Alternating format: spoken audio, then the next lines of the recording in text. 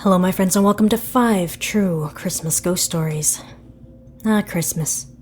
Time for joy, for giving, and sometimes for apparitions.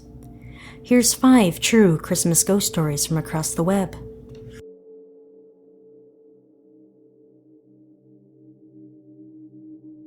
It was Christmas time of 1995 or 96 at my aunt's house on a reservation in North Dakota. Some of my family was in the living room watching television. The kids were playing in the rooms or sleeping, and my uncle, aunt, and I were sitting at the table, putting a puzzle together. My cousin, who worked at a casino, would come home around midnight, 1 a.m. This night, as she pulled up and was walking towards the house, she looked in the window and saw me sitting at the table, my uncle sitting across from me, and someone standing to the left, and someone standing in the corner. So she continued to walk in the house, not really thinking anything of it. As we were sitting there talking, she looked at me and asked who was standing next to me a few minutes ago and who was in the corner. I told her no one. She said, "Yeah, there was someone standing next to you. It looked like your mom, and she was playing with your hair. I have long hair, which I used to wear down all the time. She said this person was running her hand through my hair like a mother does to a child." It kind of freaked me out, being I was probably only 12 or 13 at the time. My cousin swears up and down that someone was standing over me, rubbing my head and watching me put that puzzle together with my aunt and uncle, and that there was another person standing behind this person in the corner. We got around to thinking that it was probably her mom she saw. She passed away on her birthday a week before Christmas in 1992. In my family, we consider our aunts and uncles to be just like our moms and dads. After thinking that it could have been her, it began not to scare me so much. However, we couldn't figure out who the person was standing in the corner, and always around Christmas time, something strange always happens. We like to think it's just her visiting us.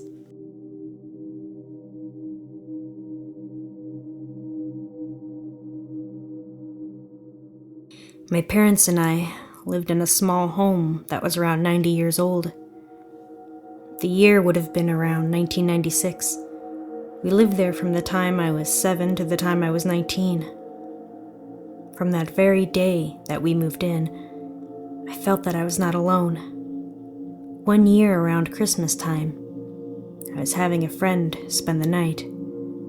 The heat had just shut off briefly, and she and I were sitting in the living room, watching television, when the temperature dropped substantially.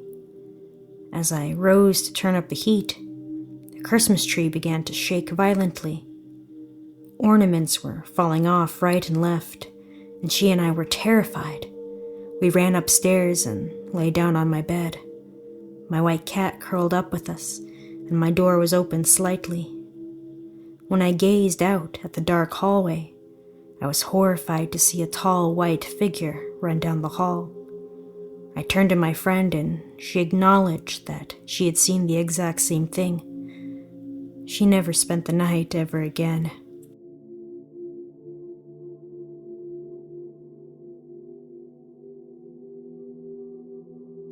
My mother, to whom I was very close, passed away in 1964 when I was 17 years old. I left home that year and moved to Ontario from Nova Scotia. In 1969, I met a girl who I will call Karen, and we got married in March of 1970. In December of 1971, we were expecting our first child. We were living in a small 1.5 bedroom bungalow. There was a fireplace in the living room. My wife and I loved the fireplace, and we lit it every night. It was Christmas Eve, 1971, and We had just finished putting the gifts under the tree, and a nice fire gave off a beautiful glow. On the tree, one string of lights, which was supposed to flash, had stopped several days before. It was 5 minutes to midnight when the fireplace suddenly just about went out, and the string of lights started to flash, and the other lights on the tree stopped flashing. My wife and I were sitting on the floor, and it had become very chilly in the room. I looked over to my lazy boy chair, and a figure was sitting there. My mother, with a big, beautiful smile on her face. My wife, who had never met my mother, said she could see the same thing. This ghost never spoke, but just kept looking at me and my wife and smiling.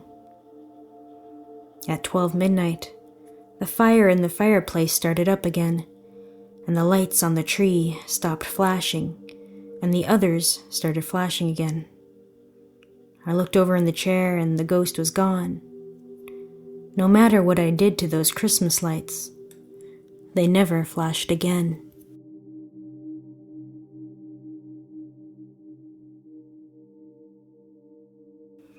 On Christmas Eve night, 1978, at about 3 a.m., in the Kalma Flats, Oregon, I was suddenly awakened by a choir singing.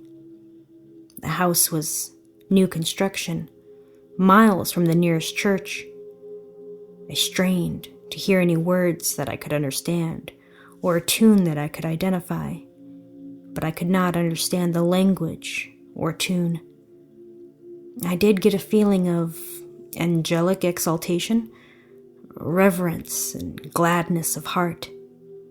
This was a truly heavenly choir, lifting their voices on high, singing in the highest, in an unknown tongue, without accompaniment of instruments.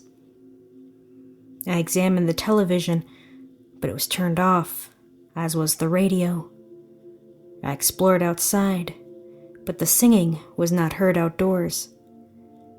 The way the countless male, female, and children's voices entwined together, the tonals going from operatic heights to the deepest bass voices in perfect harmony. It must have lasted about 10 minutes, but it was touching for an eternity.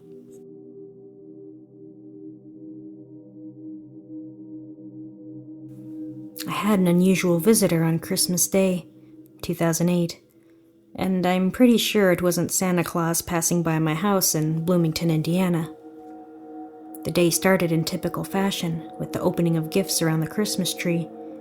I served an early Christmas dinner for family and friends, and everybody departed by 5 p.m., except my sister and brother-in-law who live with me. They were sleeping in a bedroom at the end of the hall with the door open. I went into the bedroom with my dog, Toby, and shut the door securely. I was just dozing off when I heard the latch on my bedroom door open. I waited several seconds for my sister or brother-in-law to ask me whatever they came to say, but there was no other sound. It was almost 7 p.m., so my bedroom was pitch black. I had left the lights on in the kitchen and the bathroom, and there were lots of Christmas lights in the living room, so the hallway would have been well lit. I would be able to see whoever was at the door by just lifting my head.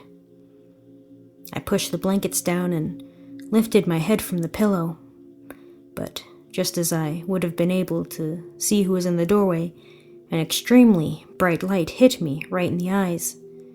I shielded and yelled, "Turn out that fucking light, you're blinding me!" The light immediately disappeared, and I heard the bedroom door latch close. My bedside light is a touch lamp, so I tapped it on and looked around the bedroom. There was no one in the bedroom except me and Toby. Toby jumped off the bed and went to the door without showing any signs of alarm. At first I wasn't frightened because Toby is a Dutch Shepherd, well trained to be an excellent watchdog and proven personal protection dog. Since Toby was already up, I decided to go let him outside and see what sis or brother-in-law needed. When I went into the hallway, I could see both of them still in bed. I took Toby to the living room to let him outside, and there was nobody there either. So, who opened my bedroom door and turned a spotlight on my face? Like most people, the thoughts of loved ones are always close at hand during the holiday season. When I first went to lie down, I was thinking how happy I was that my small family had enjoyed a pleasant Christmas. But it would have been so much better if my mother and brother had still been alive to share it with us. I would like to think it was my brother's spirit stopping by to say, "Merry Christmas. I still think of you too." I haven't been able to debunk this strange event or find any kind of rational explanation. I'm half afraid that my heart stopped during my sleep, and the light I saw was the bright light people report after near-death experiences. Leave it to me to see the stairway to heaven and ruin my chance at eternal paradise by saying, "Turn down that fucking light." I've made a mental note that if I ever see another bright light, to clean up my language, just in case. That's all the time I have for today, my friends. I hope you're having a wonderful holiday and a much better year next year. I'm Amori. Now, listen to the Christmas tunes.